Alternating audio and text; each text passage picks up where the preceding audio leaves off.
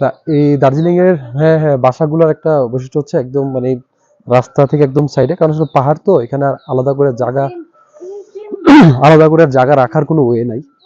আমাদের তো বেশ ঠান্ডা লাগছে, আমরা অলরেডি সবাই মাথায় টুপি পরে ফেলেছি, মানে টুপি ক্যাপ ট্যাপ জ্যাকেট সবকিছু পরে নিয়েছি, কারণ এখানকার টেম্পারেচার মনে হচ্ছে এখন প্রায় 15 ডিগ্রির মতো হবে। তো 15 ডিগ্রি মানে আমাদের তুলনায় তো বেশ শীত, কারণ ঢাকাতে এই মুহূর্তে টেম্পারেচার হচ্ছে বোধহয় 30-30-এর কাছাকাছি হবে, 28-30-এর কাছাকাছি হবে।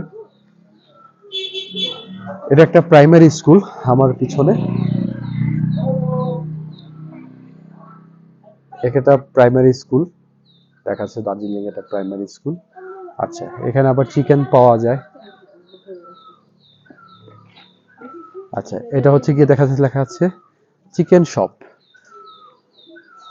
এখানে চিকেন হচ্ছে 240 টাকা কেজি, মানে 240 রুপি কেজি। হুম, চিকেনের কিলো তো বেশ ভালোই, তাই না? অনেক বেশি দাম, সে অনেক বেশি দাম।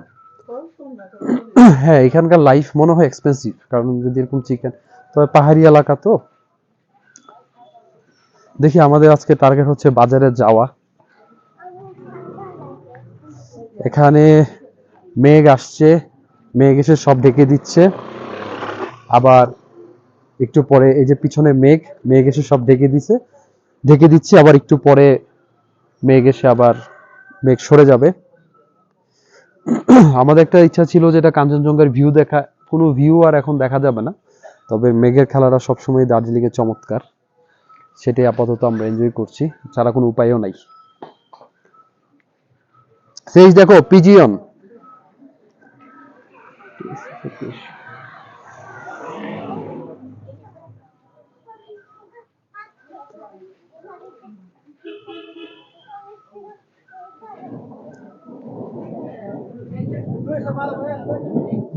আকাশে মেঘ ডাকছে,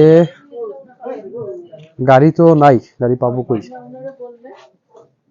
আগে আমরা এখন কোথায় যাব কি যাব তো জানি না।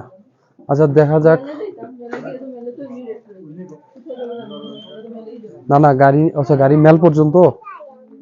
আচ্ছা চলো দেখি না, 10 মিনিট হাঁটলে মনে হয় পৌঁছে যাবো।